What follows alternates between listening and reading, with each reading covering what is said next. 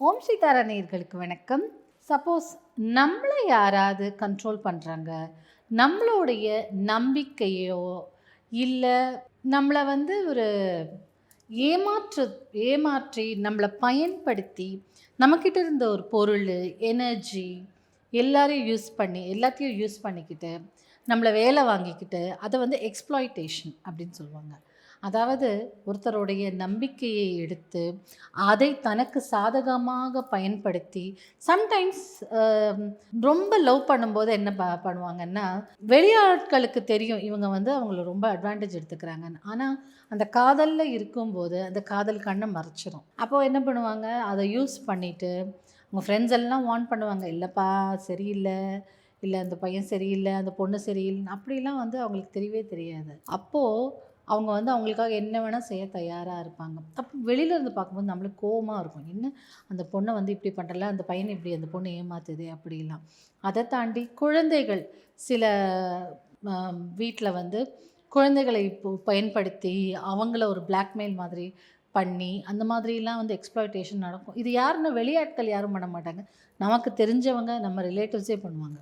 So அந்த மாதிரி உங்களுடைய சொந்தக்காரங்களுக்கோ தெரிஞ்ச ஒரு நபரோ ஏதோ ஒரு எக்ஸ்ப்ளாய்டேஷனுக்கு, அப்யூசிவ்னஸ்க்கு, அதாவது தனக்கே தெரியாது தன்னை இவங்க இப்படி அப்யூஸ் பண்ணுறாங்க அப்படிங்கிற மாதிரி சம்டைம்ஸ் நம்மளுக்கு தெரிஞ்சிருக்கும், நம்மளை இப்படிலாம் அவங்க யூஸ் பண்ணுறாங்களே, கோவமாக இருக்கும். பட் நம்ம ஒரு கார்னரில் ஒரு தன்னை மாதிரி வேறு வழியே இல்லை, அவங்க சொல்கிறதெல்லாம் செஞ்சு தான் ஆகணும் அப்படிலாம் இருக்கும்ல.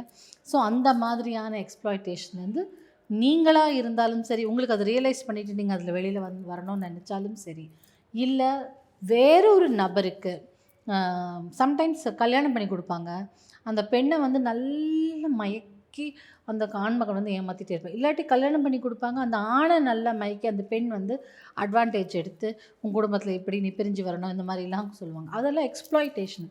அது மாதிரி எக்ஸ்ப்ளாய்ட் பண்ணணும், தப்பான விஷயத்துக்கு யூஸ் பண்ணுறாங்க அப்படின்னா உங்களுக்கு அது தெரிஞ்சதுன்னா நீங்கள் அவங்கள நினச்சி கூட இந்த ஸ்விட்ச் வேர்ட் சொல்லலாம். பஃபர்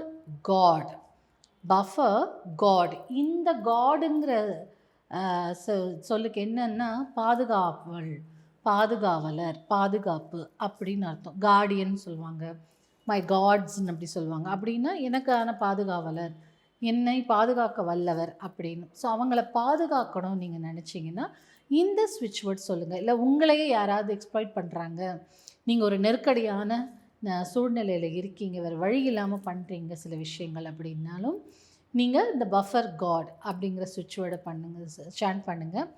இது நிறைய பேருக்கு உதவும்.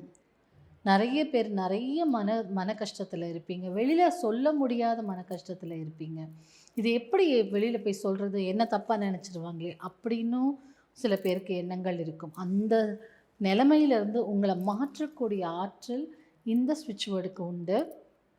கண்டிப்பாக இதை சாண்ட் பண்ணுங்கள். கணக்கே இல்லை எத்தனை முறை இதெல்லாம் சொல்லாதீங்க, கணக்கே இல்லாமல் சாண்ட் பண்ணிகிட்டே இருங்க. எப்போல்லாம் தோணுதோ சாண்ட் பண்ணிகிட்டே இருங்க. சீக்கிரமாக உங்களுடைய சூழ்நிலைகள் கண்டிப்பாக மாறும். இது மிச்சவங்களுக்கு நீங்கள் சாண்ட் பண்ணுறதா இருந்தால் அவங்கள மனசில் நினச்சிக்கிட்டு நீங்கள் இதை சாண்ட் பண்ணுங்கள். அவங்க அதுலேருந்து வெளியில் வந்துடணும், அவங்களேருந்து வெளியில் வந்துடணும் அப்படின்னு மனதில் நினைத்தாலே போதும். அவங்களுடைய உருவத்தையோ அவங்க பெயரையோ அவங்களுக்கு அது பலிச்சிடும். சரியா?